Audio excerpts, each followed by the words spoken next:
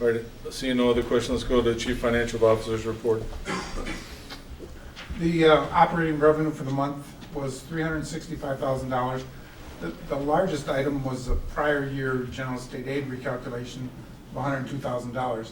Our general state aid is, when it's calculated, it's the amount that would be due to the district is reduced by property taxes. So when people file property tax appeals and they reduce their property taxes, that allows us the opportunity to go back in and have the general state aid recalculated and bring it up. The state is paying those amounts to the school districts over a period of time, but we received $102,000 on those recalculations.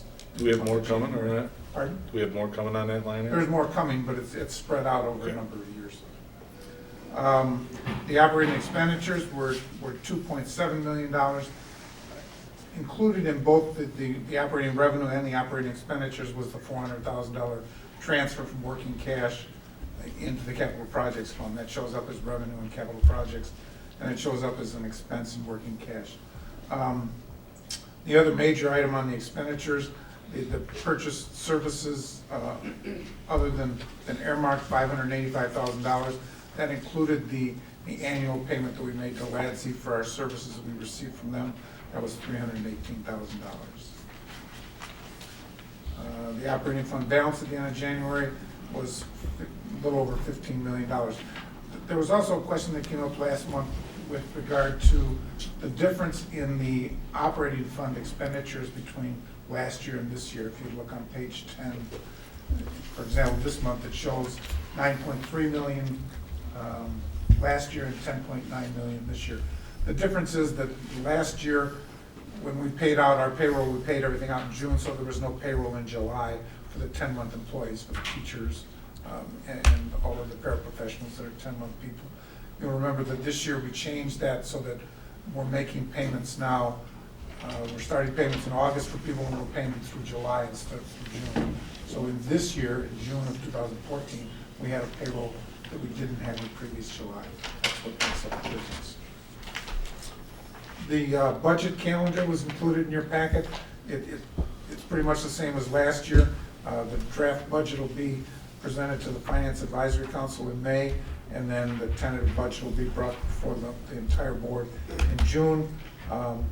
It'll be approved in July, and then the public hearing in September, where the board formally adopts it. So we started working on it. All of the department chairs or instructional coaches and other administrators are working on their departmental budgets right now.